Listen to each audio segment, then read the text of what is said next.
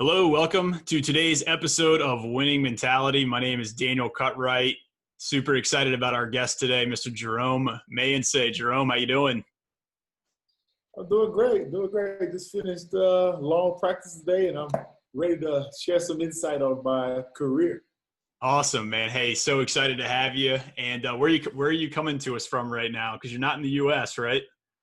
No, I am in Morelia, Mexico, which is in the state of Michoacan. I think there's a Netflix special about Michoacan. So yeah, I'm in that state. It's where all the avocado. It's where all the avocados are. 90% of the world's avocados are produced in this state. So yeah, Man, that's awesome. it's So a now all of special our place to be. I eat as much yeah, guacamole as I want. as you should, right? I think all of our viewers now can go check out the Netflix special after we jump off here. I So actually haven't seen it yet. Somebody told me the Netflix special about it. And then when they told me what the topic was, I was like, But no, everything. I love the city. It's a smaller city. Everything's been safe. This is my second season here, and it's been great so far. that's great, man. So you're down in Mexico. Just for people that don't know much of your background, you played at the University of Virginia from 2006 to 2010. Yes, And sir. then we'll talk a little bit about your professional career, but three-time Brazilian champ. Correct me if I'm wrong here, three-time Argentinian champ. And Three-time then Argentinian champ as well. and Future then Mexican champ. We're gonna win a there you go, future championship. Mexican champ. All right, I know what my Mexican team is now. And then Intercontinental Cup. You guys won the Intercontinental Cup as well. We did. That was interesting. I played against my former teammate Sylvan Landisberg in the Intercontinental Cup, and it was actually the team that David Blatt had coached the year before he went to Cleveland. So we played them in a 2-game series. It was interesting. It essentially was an 80-minute game.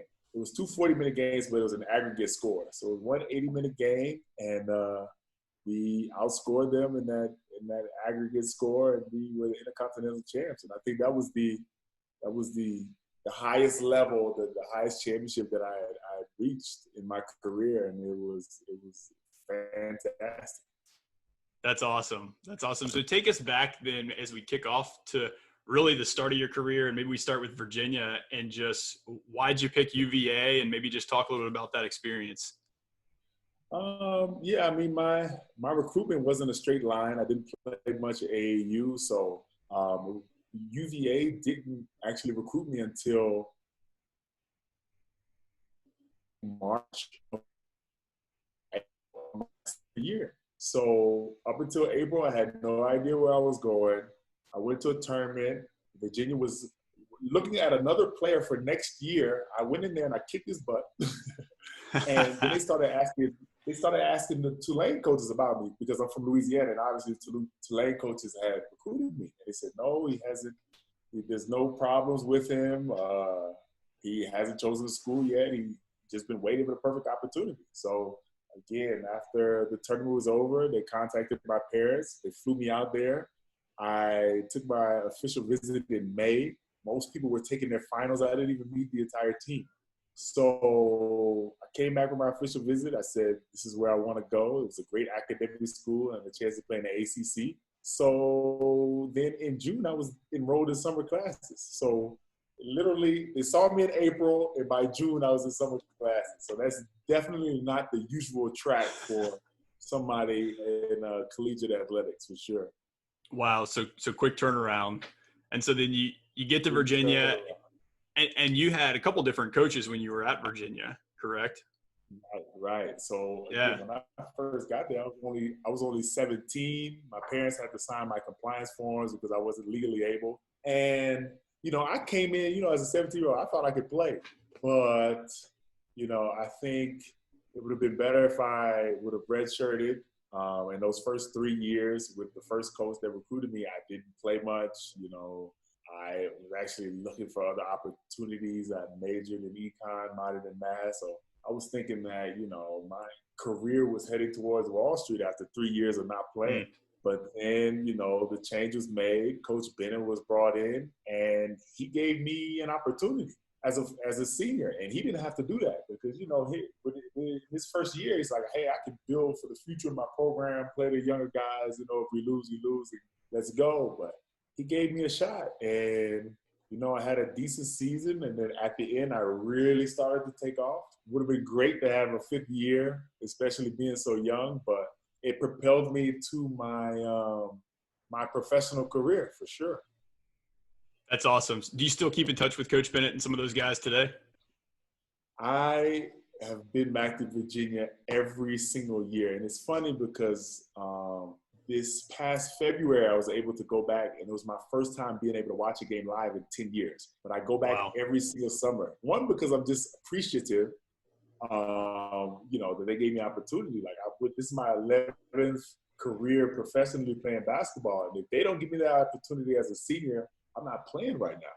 I'm not in Mexico right now. So one is this appreciation, I always give back. And two, they still treat me like family. So a lot of times, especially when I was younger at the start of my career, I went back to train.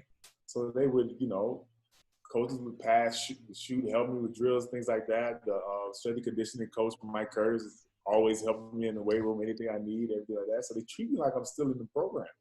So that's another characteristic of Virginia that's very unique. Is that, sometimes when guys graduate, they got to, push them out the door. But, they treat me like I'm still there. What do you think it was that kind of led Coach Bennett to really give you a shot when, in your mind, you said like he could have been building for the future and a lot of coaches maybe wouldn't have? Because I was always a guy that I tried to do everything that the coach asked to do. And it was kind of weird with the first coaching staff because I was looking for them to give me confidence. Again, I started so early. I needed, that little boost of confidence. I try to do everything perfectly, but, sometimes basketball is not a game that you kind of do everything perfectly. You have to be able to freestyle. And I think the lack of the confidence to be able to kind of go outside of that box hurt me. But then, I got a new coaching staff, new chance. They gave me that confidence. They said, we're going to give you a shot. So then with that, I was like, I'm going to do everything they asked me to do and more. I'm going to go and just try to be the best player possible when I have the chance to step on the floor. And that was really what helped me stay on the floor. Because again, it wasn't charity. Like they didn't throw me out there and say, we just want you to, I was playing well. I did what they asked me to do. I was playing well. I was gaining confidence, and that's what kept me on the floor. But again, like I said, they gave me the shot. I think that's just a great illustration too of coaches that, great coaches. I think the mark of a great coach is the fact that they can pull the potential out of athletes. And a lot of that starts with that empowerment and it starts with that encouragement. And so, and from what I've watched, at least with Coach Bennett, he's been able to do that over the years with guys that, were your 3-star recruits or, really not a lot of other people looking at them, but then really take and develop those players. Probably a lot of that has to do with just that belief, that the coaching staff places in you guys. Yeah, it's the system that they have. Because, again, they won the national championship 2 years ago now because we didn't play. Play this last season. But, yeah, none of them came in with, 5-star recruits, highly touted guys. They were guys that were built in the program. Even DeAndre Hunter, he redshirted his first year. He had pick 6. And, they had 3 first-rounders, but he redshirted. So, he was brought up in the program. Ty Jerome was brought up in the program. Kyle Guy brought up in the program. Those guys were there for 3 years. Virginia doesn't have any one-and-done guys. They take guys who maybe other guys, look over, and build them up during the program, give them that confidence, help them in the weight room, get their body right, teach them how to play basketball the correct way, and that's how they make their career. That's awesome. So you get this experience at Virginia. It opens up some doors for you to play professionally. You kind of wove in there the fact that you were thinking, if I don't play basketball, maybe even Wall Street or something like that. Maybe even talk about that crossroads of you had some options. You could have gone that route. You could have ended your basketball career, or you could keep playing. What was your decision-making process like in that? And what kind of led you to that first step in the professional ranks? Since birth, really, both of my parents had pushed me towards academics because neither one of them are from the United States. They both immigrated because of education, and they were both professors. So like they always push education. So that was always my base. So, you know, at UVA, I, you know, studied econ and math. I did well. I interviewed at Goldman and one other one that I can't remember, but I also applied to grad school. So I got accepted. I got accepted at UVA. I got accepted at University of Texas. I think I got accepted at North Carolina as well. And Michigan State turned me down. How dare they? Unbelievable. But no, like, so I basically, I had those three paths that I could have taken, but I love basketball. And, you know, it's always a thing where once you get older, you can't play anymore. So my brain will still be there, but my body won't be. So play while I'm young, you know, see, at that time it was really see where it takes you, have fun. If it only lasts 1 or 2 years, then you can always go back. You know, I would still have those scholarships available to me. I could still go back and try to interview. But take the chance on basketball, because if you don't, then this door, it closes. So I took the chance, and, you know, 11 years later, I'm still here. That's awesome. We talked a little bit before this too, and you know, one of the themes that I picked up as you're kind of taking me through your career is just that you are somebody that's opportunity oriented, and you know, and I think there's probably some things that transcend beyond basketball where you've been able to take advantage of some opportunities, which we can maybe talk about. But let's just start with you know, your first professional experience. You're going from UVA, you're going from this great university. And then what was it like, you know, what were maybe your expectations? And then when you actually get to Argentina was your first stop, is that right?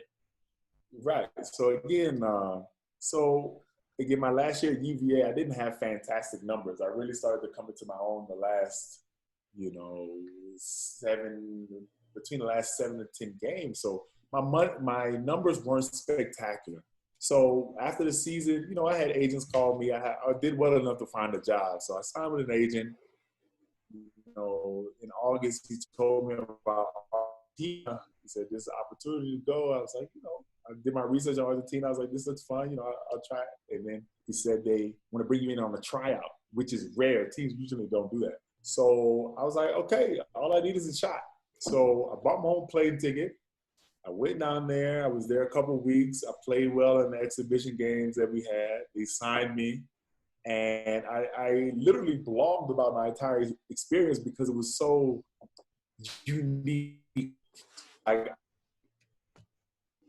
top facilities, everything was just the best in the country, in the United States.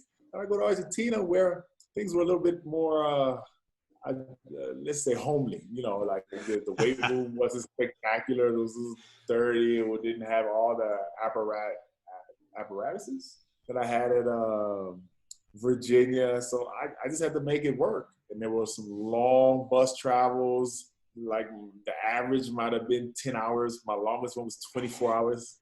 So like it could have been frustrating. It could have been, you know, a difficult situation, but I took it as lightheartedly as possible. And I think that really helped me. And also, it was a small city. It was only like 30,000 people in the city. But they embraced me because of my attitude. The attitude that, you know what, I'm here. I'm having fun. I'm going to do whatever I can to win. Our team exceeded expectations because we literally had no expectations. And we made the playoffs that year, which was huge. So that really springboarded me to the rest of my career. So other coaches and other teams looked and they said, hey, this guy kind of, first of all, he went to the situation. He was very happy about it. The people loved him, and his team succeeded. So, you know, so after the jobs became more plentiful, I didn't have to try out anymore, and it kind of went from there. That's awesome. Yeah, I mean, I think that's so true that, and you know, anybody listening to this can understand that, you know, you're going to go through different situations, and sometimes they're not exactly what you expect, but it's your attitude of how you respond to those that other people see that, and it's for you as well. That's what's going to determine a lot of times the outcome of those circumstances. you know? Especially in a different country, you have to embrace the culture. And I think that is that's been the theme of my career, embracing the culture. So again, in Argentina, for example, their eating schedule is completely different. Like they don't eat dinner until 9 o'clock. You know, at 5, 6, they have their merienda, which is like a little snack, like tea time essentially, which was an adjustment for me because at 6 o'clock I'm ready to eat some chicken and some rice. But that it just literally was not available. Like if you wanted chicken and rice at 6 o'clock, you had to have already bought the groceries and cook it in your own house because it's just not available in the streets. Now you wait till 9, 10 o'clock. Now you get your steak and some chicken and whatever you want. But 6 o'clock, nothing. And another thing is the language barrier. So again, I got into that small town. Maybe 3 people in the city spoke English, including my teammates. The coach didn't speak any English either. So that was an adjustment as well. So I had to learn it. I was like, the only way I'm going to survive is if I learn Spanish, even though, you know, I took it at UVA, but until you're immersed in it, it's really hard to really learn it. Like learn it, you know, and learn how to speak, how to understand everything like that. I learned a lot of grammar, but just conversation, didn't learn that until I got to Argentina. How long would you say it took you to pick up on that once you were there?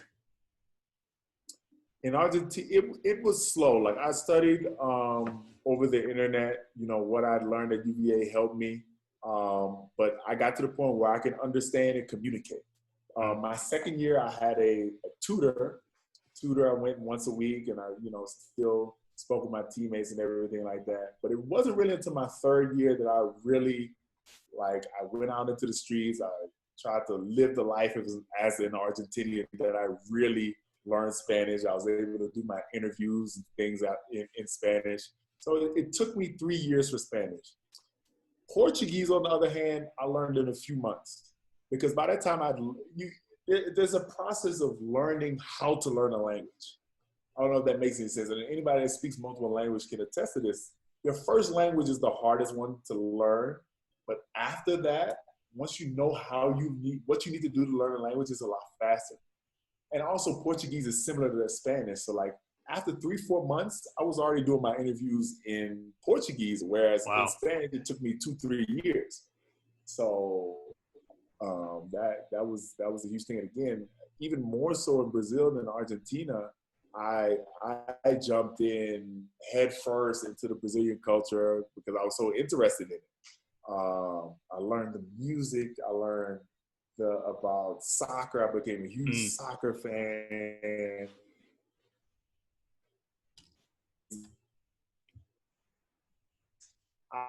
A lot of people mistook me for a Brazilian. Wow. So, and you were afforded the opportunity throughout this probably to travel to a lot of different places. You talked about how just culture became something very interested to you. What was maybe your favorite place that you were during this time, and maybe some of your favorite just overall experiences?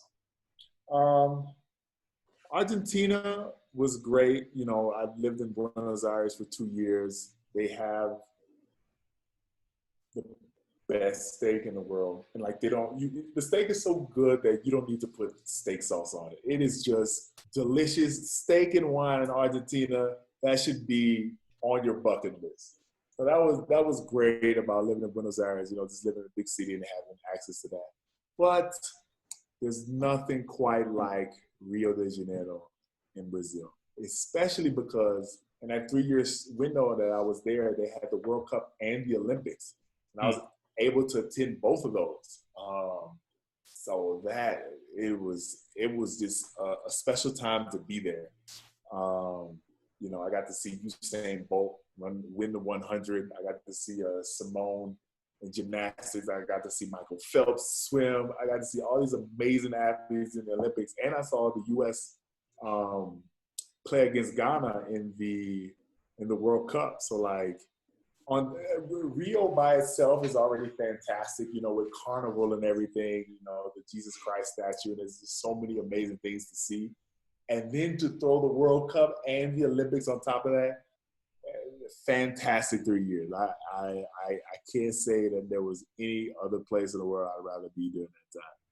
Yeah, that's amazing. And even as you're doing this, And oh, go ahead. we won 3 championships. Just to, a little Pour it on there, man. Let them know. Man, that's quite the stretch there in Brazil. And on top of that, and I was gonna say, as I'm even watching you on this interview here, I'm like, dude, this guy is a TV personality. I mean, this guy could have his own show. You actually got to do a little bit of that during the Olympics, right? Yeah, I forgot to mention. So again, because I had learned Portuguese, and then because I jumped into the culture, people embraced me in a special way. Like I had my own fan club. So the NBA came to me and they were like, "Hey, would you host our NBA house during the Olympics in Rio?" Because they couldn't use their own players because the Olympics and the NBA are 2 different things. So once the players are with the Olympics, they can't do anything with the NBA. So they're like, we need a guy who speaks both languages that people know and like to, be our host while he's there. And they asked me, I said, of course I will. But, I mean, that was an amazing experience. Some guys came down. Glenn Rice came down. Gary Payton was down there. Bruce Bowen was down there. I got to meet all of the guys in Las Vegas in their training camp before they went down there, because when they got there, they were kind of closed off. They were in the cruise ship, if you remember that. Yep. But yeah, just to meet all those guys and kind of interview them and talk to them and pick their brain was amazing. To be on camera, I love doing that. I love the interviews. I love the little silly videos that we made. My favorite video probably that we made with the NBA was, there were so many people that wanted to go into the NBA house. It was amazing. They had a little court. They had a bunch of games and festivities. It was the most popular house at the Olympics, if I'm not mistaken. So like it was like a 2-hour line to get in. So again, if you didn't know anybody, you had to wait for 2 hours. So one day I went out there and I was like, camera crew, let's go. I'm going to run this line. And I literally took off running from the start of the line all the way to the end of the line. By the time I got to the end of the line, I was in a full sweat. I was like, this is the line that people are waiting in to get in here. And like, Wow. I just grabbed whoever was at the back of the line. I was like, come on, let's go. We're just going to go in. That's amazing. That was probably one of my favorite videos that I did with the NBA during that time. But it was a great experience, absolutely. Man, that's awesome. That's on my bucket list to get to an Olympics. So I've done the trials. We were actually at the trials together. That's where you and I first met. Yep. So no, but I'm with you. I love that stuff, and that's so cool that you had those opportunities to talk to some different athletes. But then the opportunities that you've had for travel. I know that people that haven't traveled, I think they just need to understand that there's so much value in that, understanding different cultures, and it becomes addictive, right? I think we're all in this COVID-19 situation right now where we're not traveling a whole lot. We're on lockdown. But I think a lot of people that are used to traveling, they're itching and they can't wait to get back out there. But yeah, it definitely is addictive. And again, it gives you a different perspective on life. One, it makes you appreciate everything that we have in the United States. Again, we are very fortunate to live the way we live in the United States. And I think we don't realize it because it's something that we see every day. All the technology and the amenities that we have, and just the ease of everything that you need, you can get, and everything that you need to get done can be done. And you don't understand how important that is, how valuable that is, until you go to other countries where maybe, their pace of life is a lot slower. They'll get things done when they feel like it. You'll get things maybe eventually. So you really appreciate it from that sense. But also you learn things from other cultures. So like one thing that I've learned, again, we talked about how, I was thinking maybe about going to Wall Street coming out of the University of Virginia. After 10 years of playing in South America, I don't think I can do that anymore, because I appreciate their slower pace of life. That is something I appreciate. I think in the U.S., we take for granted the time that we spend with our family and friends. And I think COVID has shown that, because now we're like, hey, like, this is the time we need to spend with our friends and family, and we have it's available for us to do that now, because we're not, going boom, boom, boom, boom, a million miles an hour anymore. But, I had already learned that living in South America. Like again, for example, in the United States, if someone invites you to dinner at 6, you get there at 6, and by 8 o'clock, you're leaving. If somebody invites you to dinner in South America, you get there, if they invite you at 6, you maybe get there at 8, and then you stay there until 4 o'clock in the morning. But there's nothing wrong with that, because again, you are with your family and friends, and you're eating, you're drinking, you're laughing, you're telling jokes. That is what's important in life. Yeah. It's not working. Okay, you have to work, you have to earn a living, you have to, be able to get the things that you want. But the real value in life is your family. And I think it took until COVID for a lot of Americans to realize that. And I just hope that when the pandemic is over, we retain some of that. Like, you know what? It is important to spend time with my family and friends. I don't have to work myself to death. I don't have to wait until I retire at 60 to enjoy life. I can enjoy life now. Absolutely. So I hope there's some kind of a balance that's met once this pandemic is over. No, I love it. And that's, I talked about it a little bit before too, but it's one of the questions that I was asked early on that I try to share with people. And I remember when somebody asked me, hey, how many times are you asked, what do you want to do when you grow up? And we get so fixated on the work, like you said, that we have to do, or the specific job or the specific task, but very few people are ever asked, how do you want to live? And I think when you really evaluate that, how do you want to live, that's incorporating those things that you're talking about, your family, your friends, the lifestyle, the time, and where you're putting that time. And I think that if we really focus on that question, which hopefully this scenario is getting us to do that a little bit more, then it'll maybe lead us to choose the trajectory of our life a little bit differently in the things that we're doing. That's really good. Yeah, really good perspective. Fabulous question. Like, how do you want to live your life? And then work backwards from there instead of what you want to do. Because again, like when I'm done, I have no idea what I want to do yet when I'm done playing basketball. But how I want to live, I definitely have. I want to live in the States for maybe 9 months in a year, and live somewhere else for 3 months. I don't want to be in the United States for 12 months out of the year. I want to be able to travel, even if those 3 months aren't consecutive. I want to be traveling. I want to be outside of the States for at least 3 months of the year. I want to continue to travel. I want to continue to learn languages. I want to continue to experience different cultures, because that has become a part of me, and I don't want to give that up. So that is the way I want to live. So now I have to see what can I do? What experiences have I picked up? What skills have I learned while I've been overseas playing basketball that I can incorporate into my life, that I can use to earn a living, to live like that. And I think that's a great. Yeah, no, and I think, yeah, absolutely. I think too, when you are, like you're talking about, focusing on the end result, and that those things that you're passionate about and that you enjoy doing, I think when that's your focus, a lot of times those opportunities will show up to you. I mean, I even think to the different opportunities that I've been involved with, and I couldn't have pinpointed to you 5 years before, hey, that's exactly what I'm going to be doing at this point in time. So placing your emphasis on those values and where you want your lifestyle to be, I think a lot of times reveals those things for you. We're getting into a lot of mindset here, which is great. I wanted to go back to just kind of in your basketball career, obviously a lot of highs, a lot of success. Was it just this linear trajectory where everything was perfect, or were there some key pivotal moments in your career, maybe some challenges or things that almost just, kind of changed your perspective, or that put you in a different direction from that you were going? Really just, I guess, impactful moments in your career.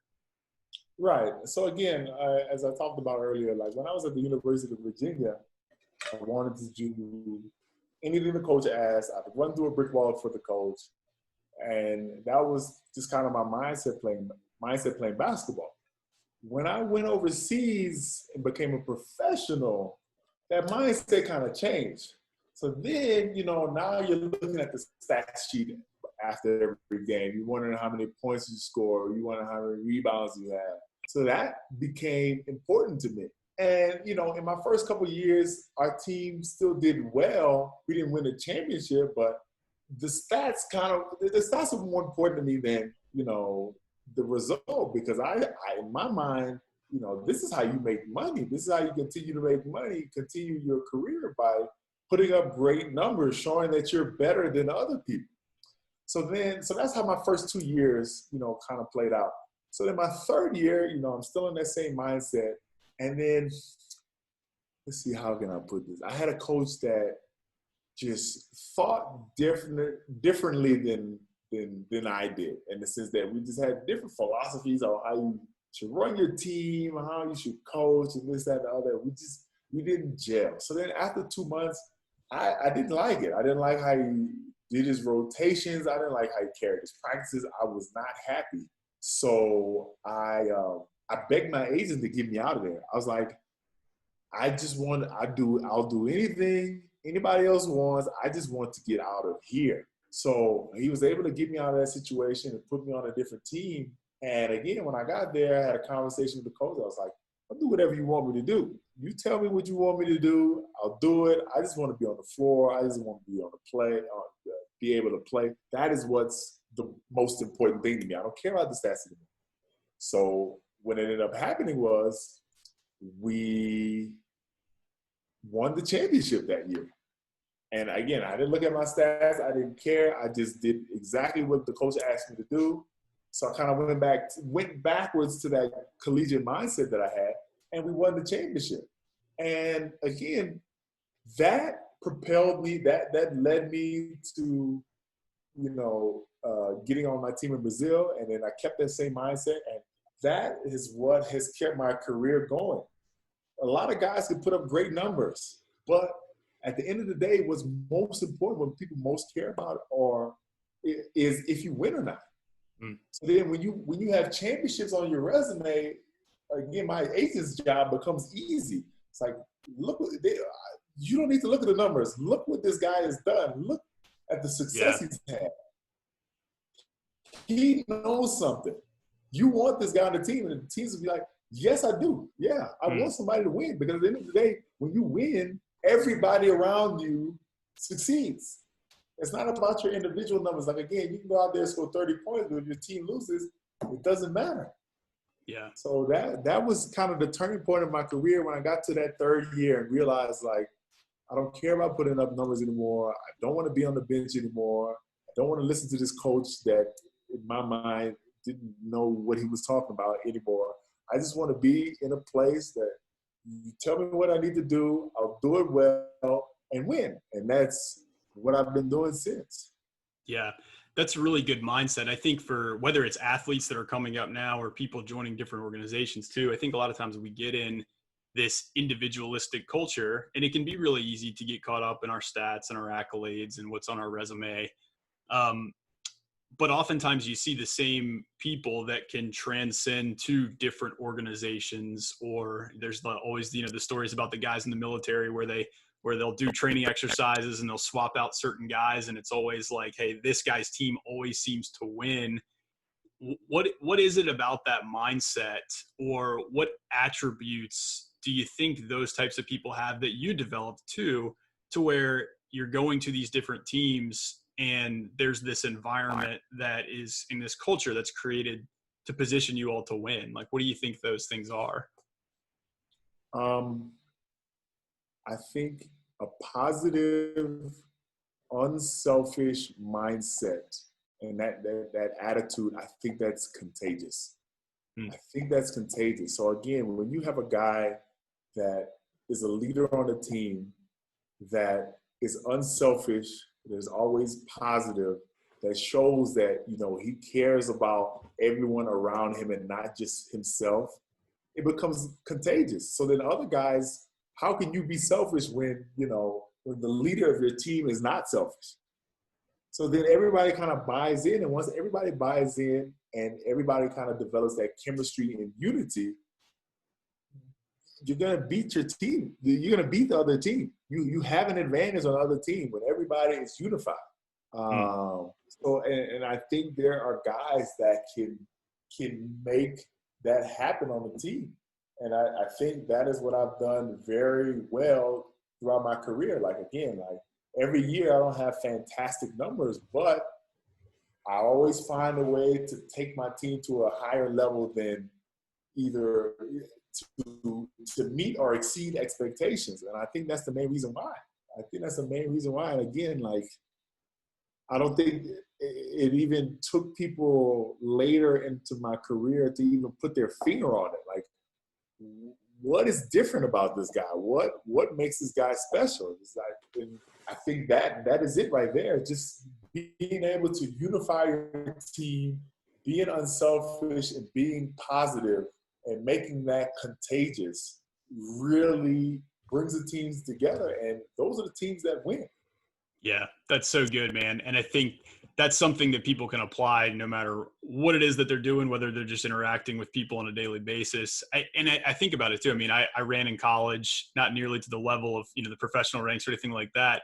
And I remember our senior year, we had a group of guys that we were not the most talented guys out there. But the one thing I remember about that team is we were super tight. We were unified. There was a great attitude. We believed we could win, and that positive energy, it carried us to a 1-point win at our conference meet. It carried us to a 1-point win at our regional meet. And it was like we just kept finding ways to win. And I think you're so right. It's that culture, it's the attitude, it's the environment, and it's those types of things that play out more so than, how many times do you get these quote unquote all-star teams get together, but the guys don't gel, they don't mesh. Doesn't matter how much talent you have out there. If the culture's not right, then the results aren't going to show up. Right.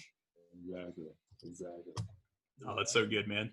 So after that, your career, I mean, you really felt like you kind of found your groove. You felt like you had a right perspective on the game. Now you're in year number 11. This will be year number 11. 11th season. And soon to be Mexican League champ, right? Soon to be Mexican League champ. Yep. By December, yep. I'll be holding up another trophy. You have to throw it out there. You have to speak your goals, speak them into existence, for sure. Man, we could end on that. Oh, man, so good. You're reading my mind here, because that is something that the idea of speaking your goals, how few people actually do that, how few people actually visualize their goals. I think it's like less than 3% of people actually write them down, less than 1% actually speak them. That's such good mindset, man. So you are somebody that for all the people that doubt me when I say that, right? Like, you're somebody that speaks your goals on a regular basis.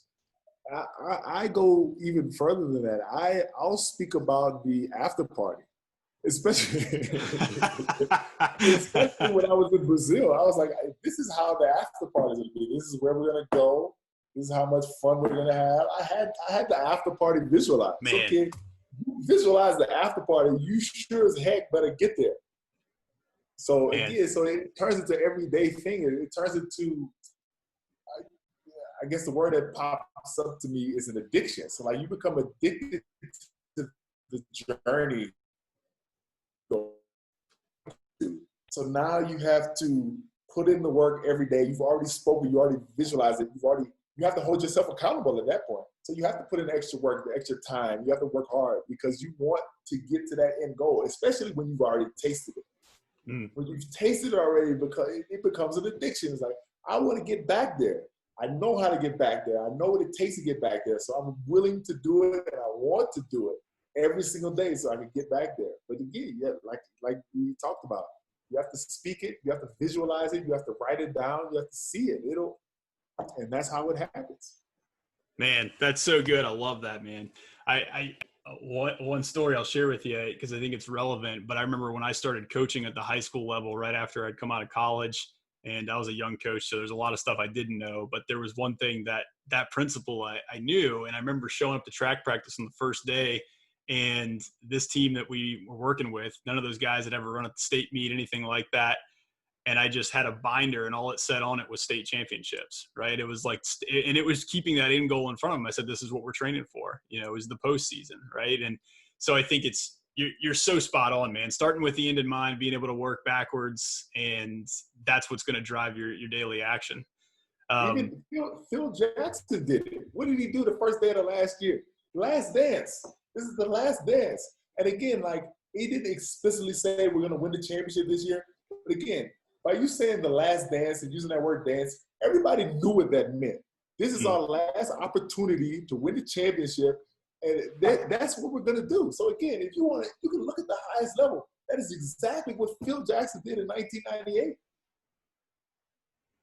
Man. What better example is that than the Bulls? Man, yep. So good. So just as we wind down here, maybe if you wanted to maybe talk about what you're excited about moving forward. Just obviously you got the season going on. We're talking about goals and vision right now, right? So talk about what you're excited about moving forward, and maybe we'll leave these guys with one kind of overarching tip or theme that you've learned throughout your career. What I'm excited about moving forward, honestly, is longevity. Because I want to be Vince Carter. I want to play until I'm 40. Because again, with longevity comes credibility. So again, you get to play. You're 40. You're still playing. My guys look at you and they say, "How are you still doing that?" Because usually when guys get to my age, 31, they start breaking down a little bit. And I'll say again, what has helped me tremendously in that aspect is I have been trying to take care of my body since day one, since even high school. Again, I've done things correctly, I've done things incorrectly, but I've always been willing to learn. I was like, any kind of new gadget, any kind of new technique, I want to learn it. I want to be a part of it because I know that my goal is to play basketball. I want to be as healthy for as long as I can. So that should be my focus. And that has been my focus up until this point. It's helped keep me healthy throughout the first 11 years. And hopefully it'll keep me healthy throughout the next 11. So again, my goal now is just longevity. How long can I keep this up at a high intensity, continue to win championships, and then when I have that credibility, be able to teach. Like, this is how you do it. Because again, like, if you don't pass on to the next generation, then what's the point, essentially? You want to be able to teach and help those younger than you, people that maybe don't have the access to the resources that you have. But I think credibility helps that a lot. So again, that's my goal moving forward. Longevity, to get credibility to be able to teach the younger generation. Love it. And then maybe just one tip for the listeners as we're winding down here. One tip, just be happy with whatever you're doing. Again, like, have that positive attitude like we talked about before. You may not be in the situation that you want to be at the moment. Even when I was in, a difficult situation, you have to stay positive in that situation. Because I believe in the law of attraction. If you're positive, things will get better, things will turn around. But again, if you are negative, that negative energy will come to you, it will multiply, and things will just get worse. So, like, faking a smile works. It becomes a real create force of positivity around you. If you do that, things will change. So I think that's my one tip that everybody can use. Like, force the positivity in your life. You have that power. Force it, and good things will come. Yeah, there's a great old school book, but it's a good one. It's called Think and Grow Rich, and he talks about the power of your thoughts and how you're able to choose your thoughts. And like you said, sometimes I'm not a huge fan of the fake it till you make it adage, but I think there's a lot of truth to it as well. Absolutely. So, hey, Jerome, man, it's been awesome sharing getting to ask you some questions and just have a conversation with you. I know I was certainly blessed by it. Just for the listeners too, if people want to follow you, if they want to find out more about what you're doing basketball wise, what's the best way to keep up with you? My social media is Jerome on all social media. And then Facebook is just my name, Jerome. My last name is Meyinsse, Meyinsse. You should find my fan page there, and I post a lot of my pictures and my stats and like how my career is going on all of those platforms. So if you want to follow, that's where you can follow.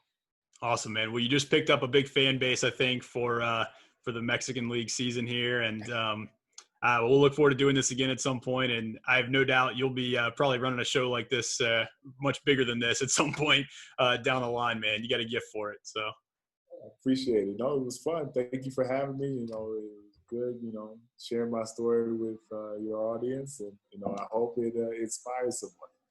Absolutely. Well, that's what winning mentality is all about, man. We really appreciate it. So, hey, best of luck this season, and we'll talk to you soon. Thank you, sir. All right, take care.